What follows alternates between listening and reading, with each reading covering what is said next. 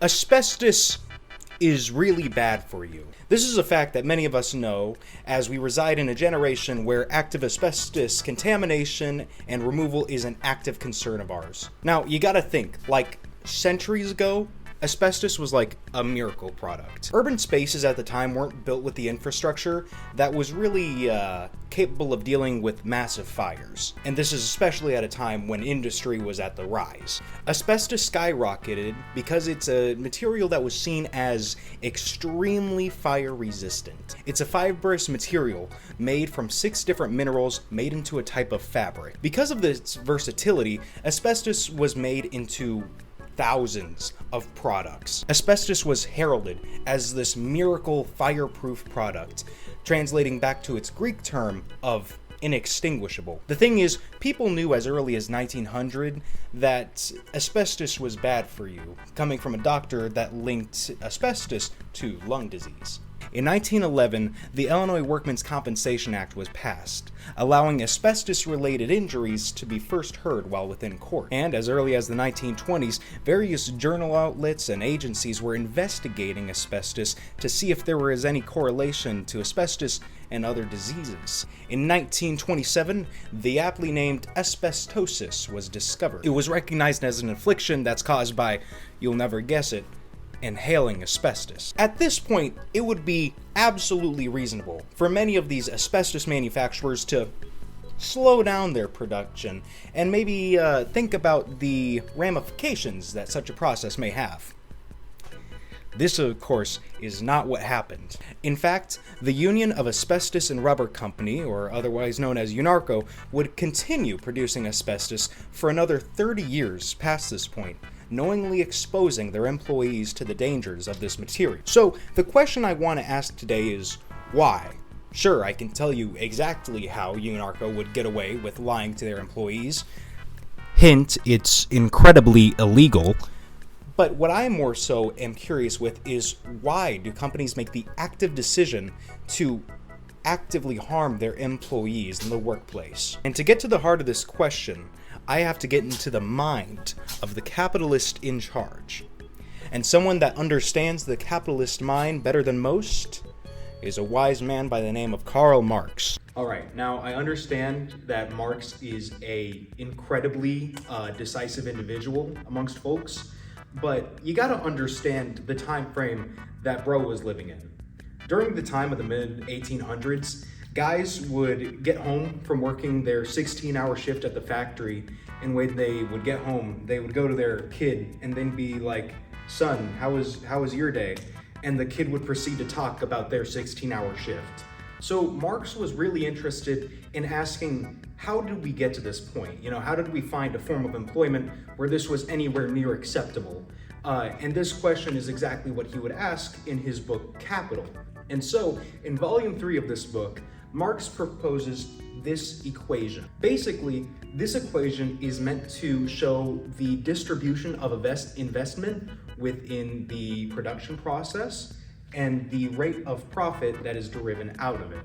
So as you can see here, R stands for the rate of profit. That's just going to be the straight up money that's generated and put into the pockets of the capitalist. S is the surplus value. That is how much is actually being paid towards whatever product is being sold. And then the costs are under C and V. C is constant capital. This would be things that you are required to pay for. Things like machinery. Insert more examples. V is going to be seen as variable capital. These are costs that can be adjusted. Most commonly, this is manifested through the wages of the laborer themselves. And so his equation is honestly really straightforward.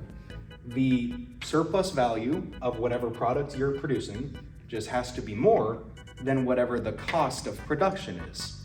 And so it turns into this equation.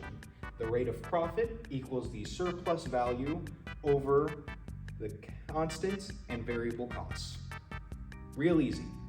Now, this equation gets incredibly out of hand fast, hence why I'm doing it the old-fashioned way. And for the sake of not going crazy, we're gonna keep it simple. The problem with this equation, though, is that in a perfectly fair world, the rate of profit, right here, will always equal Zero. If the cost of actually buying the product and the cost of producing it were adequately met, you would always just make zero profit. And so what ends up happening is you have to find a way to force that surplus value to be more than the costs, which is most commonly seen by just paying the laborer less than what they should be owed. Now, it is important to note that this is like a necessary thing. This isn't a whole thing where it's like capitalism is the end of all and it's terrible. It's just the fact of the matter for any business to run. And so that's how most businesses do that. I'm gonna go ahead and denote it by giving a little minus symbol here to just so that the capital being spent here is less than it optimally should. This is why people always talk about the exploitation of the workforce. That's exploitation. But now the capitalist thinks to himself, my rate of profit still is not enough. So what do? I could increase the cost of my product, forcing consumers to buy it at a higher price. But then at that point, you're dealing with competition, people will buy substitutes, so that's not an optimal route. And so you have another alternative. This constant capital, the machinery, the actual tools of production themselves, you can just not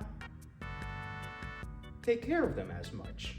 This, spending less on the actual tools of production could be seen as externalizing costs.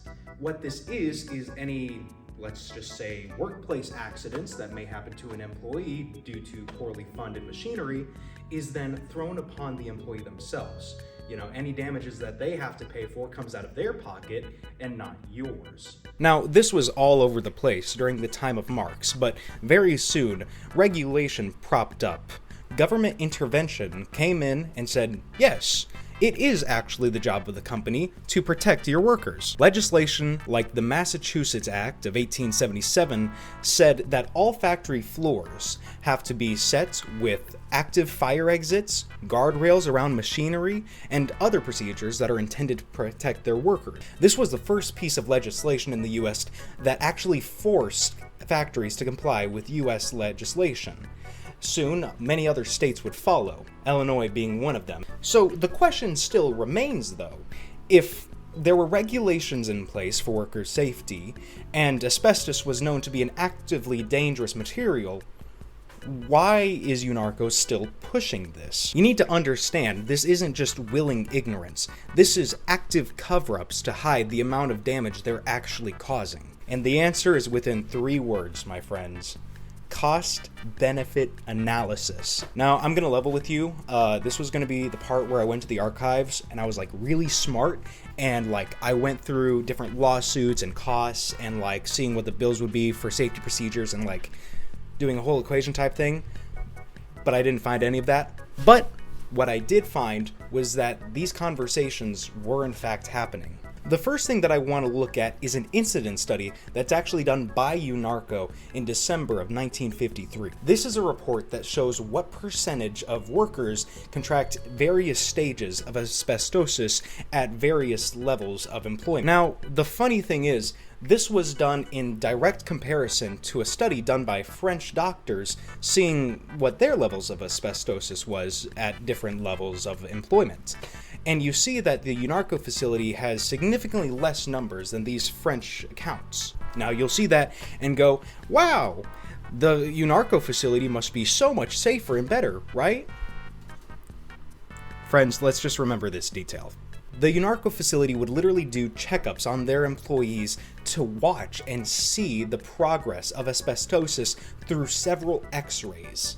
And whenever they saw evidence of asbestosis, they would do one of 2 things. They would either just retire that worker and just let them go home, as they could tell that health problems were imminent and they wanted to go ahead and just wash their hands of it.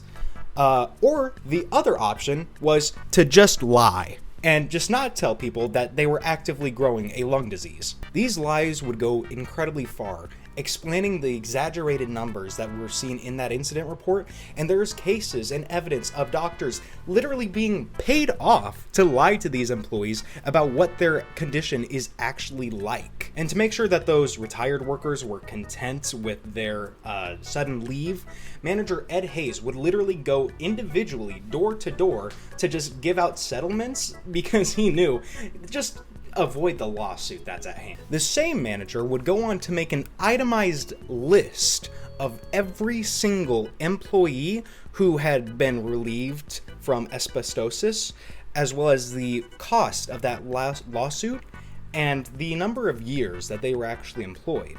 Now, that's an interesting number to put in because they actively contradict how long they thought it would take to actually contract asbestosis. Again, just hiding those numbers for the sake of convenience. And as for the actual conditions themselves, they were horrible. And I mean, asbestos literally coated everything. Workers would make several complaints in an attempt to try to improve the conditions of the place, but nothing was ever seen from it. They would be given cheap face masks that ultimately just made it harder to breathe, even contradictory to what the company said, and the place would literally never be cleaned. The cited reason from management being that they would have to shut down the machines to do so, in turn losing profits. And any time that there was like an actual attempt to make changes, management was incredibly begrudging. My favorite thing I found in the archive was this memo given to management to come watch a demonstration of the new bagging process for asbestos or whatever. And in response, the management literally said, in response, I wish to advise that at the present time, we do not care to participate. Yours very truly, the plant management. The shade is crazy. They don't care. They don't care. They could not give less of a. So, what changed, though? Workers tried to voice their problems, but again, it fell on deaf ears. Management never really cared for what their concerns were. And the thing was, striking didn't necessarily help. Striking was actually a pretty typical process within the UNARCO facility, so much so that apparently relations between the union and the management was actually pretty solid. The thing is, though, these strikes would normally occur over your usual things, better hours, better wages, things like that. But in terms of the actual conditions themselves, those conversations never really took place. And even if these workers wanted to go on strike over these conditions, they really couldn't, because the fact of the matter is, they didn't know it was a problem. Remember those x-rays from earlier? Well, a stack of them this high, evidence that they were in active harm from working there, was hidden. This was swept under the rug and made confidential by the company. And so this all only stopped whenever the costs outweighed the benefit. Over the following decades, more and more doctors would publish articles about the negative effects of asbestos, most notably linking it to its carcinogenic effects and its direct cause of lung cancer. I have been trying to read this for the past 10 minutes straight, and I can't do it off memory, so I'm just going to read it right off. In 1964, Dr. Irving J. Selikoff presented his research after examining over 1,000 workers at another UNARCO facility. This showed that these employees had a 25% higher rate of mortality than what was expected. This increase in mortality was done by actually including the deaths by cancer that were initially just kind of shrugged off. In the same year, the government finally intervened when the U.S. Public Health Service finally surveyed different asbestos factories, trying to find an acceptable kind of condition to have these workers be in. Hint: with asbestos, there's not really a safe condition. And for the rest of the decade, Congress would go back and forth arguing whether or not the US government should have any say in how companies run their safety procedures, finally agreeing that, yes, it is their responsibility to intervene. 6 years after the findings of Selikoff, President Nixon finally signed in the Occupational Safety and Health Act, or better known as OSHA. At this point, UNARCO was not going to make it out of this one. Lawsuit after lawsuit after lawsuit. Years were spent in court as the company tried to continue to hide how much it knew, trying to feign ignorance, very well knowing exactly what they were doing. This only ever resulted in them getting more stuff dug up and just them digging themselves a deeper hole. And obviously, there is no coming back from this. So in 1982, UNARCO finally filed for bankruptcy due to the legal costs. Now, the reason I wanted to talk about this specific point in history is because I wanted to have a conversation about exploitation. If a company is able to make moves to lower costs and increase production, they are going to take it. The thing is, modern day companies are way smarter. Now, they aren't going to give us brutal conditions in the obvious sense, but that's just the thing. The dangers of asbestos weren't made obvious either. Workers, for lack of a better term, were defenseless because they didn't know what was being taken advantage of.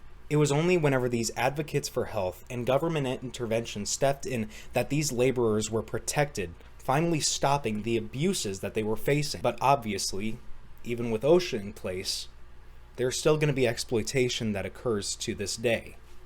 And so the question I ask, how are you being exploited? Okay, the video's over, so this is the moment where I talk to the camera. It was really weird. I was wrist deep in this research when I was working at my other job, and I work in a paint department, but this guy comes up and he has his 2 other kids like with him, and he asks like, hey, what's a good sealing paint to like seal up my warehouse and seal up like asbestos like material? And this was at a point where I was hearing about these workers bringing it home to their wives and kids and infecting them, and I was like, okay. I didn't know what to say. So yeah, I thought I'd throw that in there.